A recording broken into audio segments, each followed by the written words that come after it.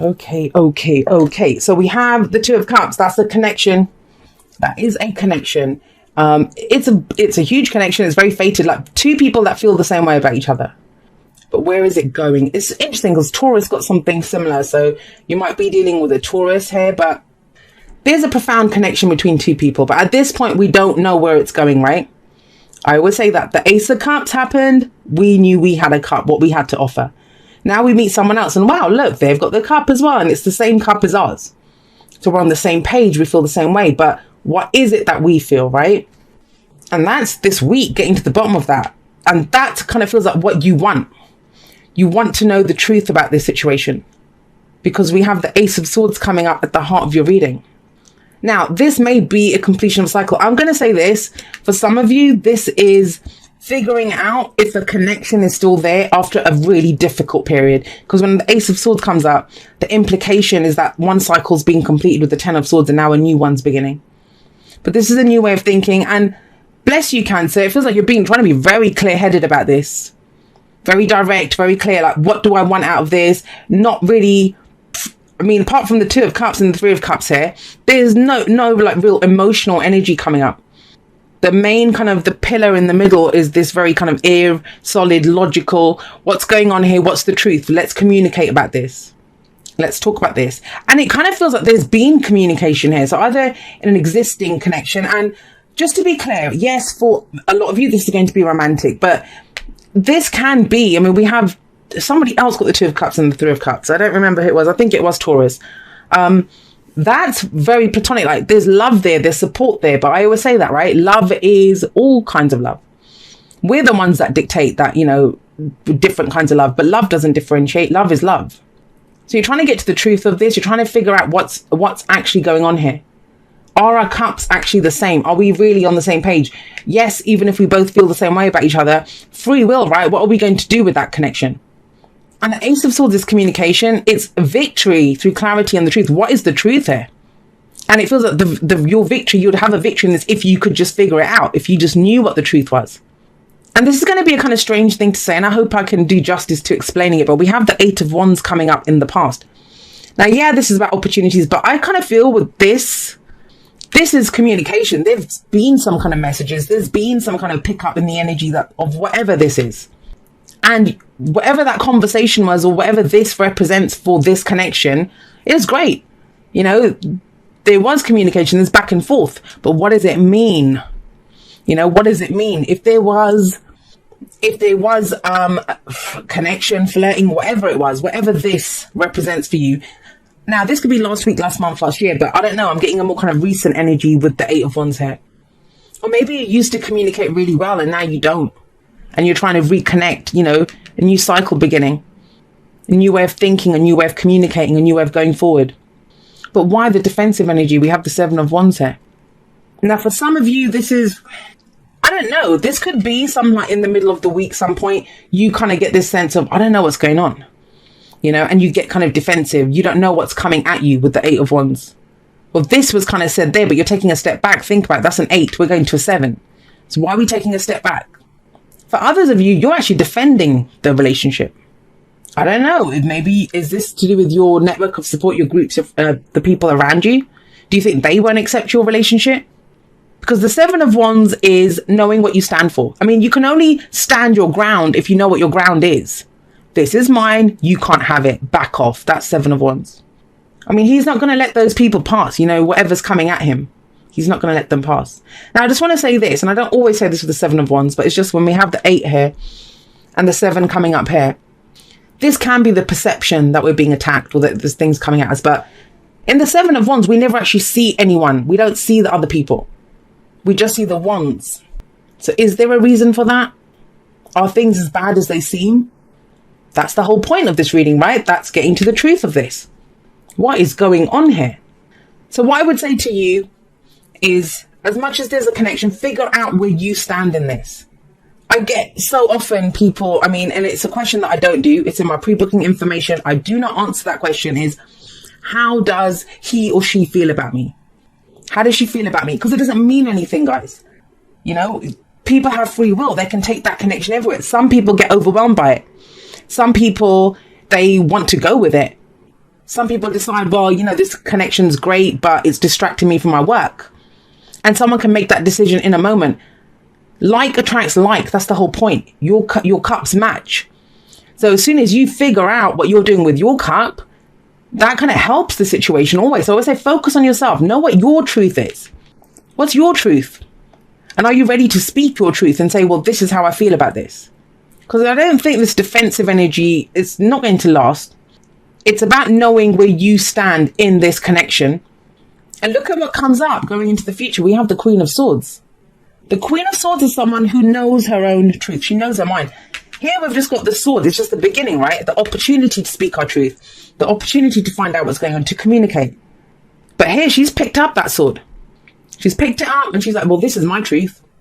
And she lives authentically. She doesn't care. What could happen to her?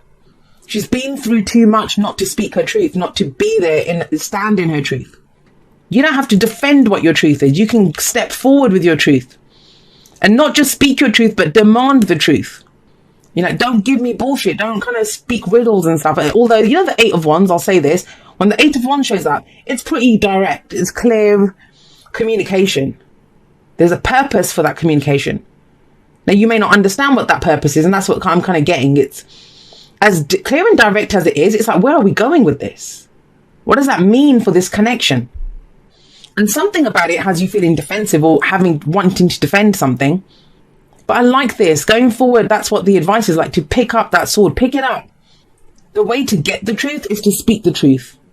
What is the worst that could happen? And I say that all the time. I said that to water signs this week. I don't know which day it was, but water signs got a message on Instagram. It's like, what's the... And I know I'm biased because I love her energy. I'm all about this, damaged people are dangerous. They know they can survive because they've survived so much. So what could possibly happen to them? They're like, well, I'll deal with it. I dealt with everything else, right? And I talk about this in my outro. You've survived everything that's happened. Every relationship you've ever been through, no matter what happened, you survived it. So how about doing something differently this time and going forward with your truth, speaking your truth? Now, we have the Three of Cups as your advice. So I'm wondering if, have you not told anyone about this? Even if it's not about the connection, Three of Cups can indicate your friends, your network of support. If you're worried that people are not going to support the connection, if that's what you're defensive about, no, there's support here. It's saying there is support here. For others of you, this could be a reunion. Maybe you've been in talks to kind of reunite with someone. And that's only going to be for those of you that have been talking about this with someone. You're not sure where you want to go. You'll know with the Ace of Swords and the Queen of Swords, with that coming up there, you will know where you want this to go. It's a celebration. It might be that, the way to explore this is to go further is maybe you just want to be friends. You're not sure if you're ready to kind of take it any further than that. Because all we know here, both these cards talk about love and support, and they bookend your reading. There is love and support here. But that's just it. What do we do with love and support? We kind of turn it into romance straight away. But there's some truth. There's some conversations that need to be had here for sure. You've got 3 cards here. Half your cards are about communication. What's happening? And it's clear communication, direct communication, not this. You don't have to defend. Stand your ground, but speak solidly, right? Go forward like the Queen of Swords with your sword raised high. You've got nothing to be ashamed of. Speak your truth. Right, let's see what oracle cards come up for you guys. Treasure your loved ones. It's important to love others deeply. Now, I'm going to say this as well, and I kind of was thinking that as I was shuffling that. If you don't have anything else going on, if there's no connection, there's nothing, and this is what you want. This is what you're striving for. And that might be this, that you've had opportunities, but nothing that kind of hit the mark, right, with the Eight of Wands, because that can be opportunities coming in. And you've been doing this for so long that now you're kind of defensive about this. I always say the way to manifest a relationship is to, if you want love, like attracts like, raise your vibration to one of love. If you're feeling lonely, you're not going to manifest, you're going to manifest more loneliness, right? So then connect with people that do love you. And we all have people that love us, that connect with us, make us feel good, that raise our vibration. And it is, whatever this is, talk to a friend about this situation. Maybe if you lack perspective and you want to talk this through and you're not ready, if you're not ready to talk to the actual person, if there is someone, what about your loved ones? They might be able to help you. Sometimes our friends know us better than we know ourselves, right? But it kind of feels, I will say this with the Queen of Swords, she's emotionally detached. She's emotionally detached. So is that the kind of defensive energy? Please don't forget that, that's maybe why they ask for the Three of Cups here. connect with loved ones. They're going to keep you in that state. They will keep you straight, but balancing your head and heart. There's that need for that here. Because this can very quickly turn into, I'm just cutting my emotions off because I don't understand this. I don't know what's going on. Whereas I feel the message more here is to speak plainly about the emotions. To speak about the emotions, not to cut them out. This is amazing. Beautiful energy. Milk and honey. Milk and honey is the land of milk and honey. And I love this card because I love the little baby elephant. But this is about, it's, you know, abundance. Great abundance can come in for you. You can have it all. You really can. How? By being authentically who you are. By coming from a place of authenticity. This Queen of Swords. Same advice coming in here. You can enjoy whatever you want. You know, everything that you desire can be yours. But you must go for it authentically. And it's about speaking your truth. That's the main message. Speak your truth, Cancer. Speak your truth. Especially if you want the truth. Because what happens too often is people are like, I don't want to say, I don't want to make myself vulnerable. I don't want to go out on a limb. I'm just going to be defensive until I find out what the other person feels or what they're thinking. It doesn't work like that. Someone has to go first, right? If you're the one that wants the truth, speak the truth.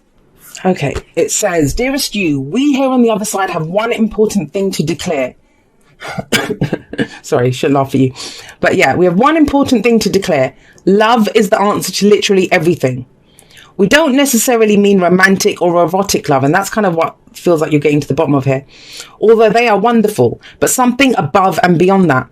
Everything alive in the world was first created by love. Spirit sends love to animate life and birth.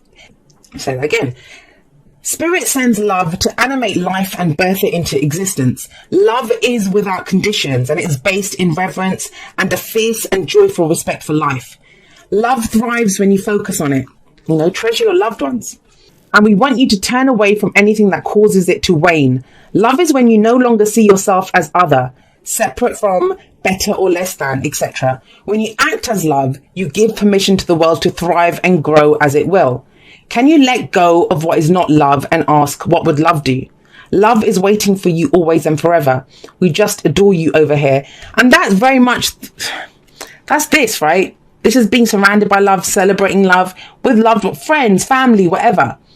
Even if you want romantic love, even if that's what this is, it's being in love. Love is love. You know, I say that all the time. But we've kind of turned love into just romance. And there's nothing wrong with romance. That, you know, even the postcard from Spirit says that. There's nothing wrong with romance. But romance has its place. And it doesn't serve anyone to just think of romance as love. Having love and romance, we all wish for that, right? It's speaking the truth, being in your authenticity. Express how you feel. Express how you feel. Treasure your loved ones, right? And you've got so many messages of authenticity. Communication here. You guys might just have to come out and say how you're feeling this week, guys.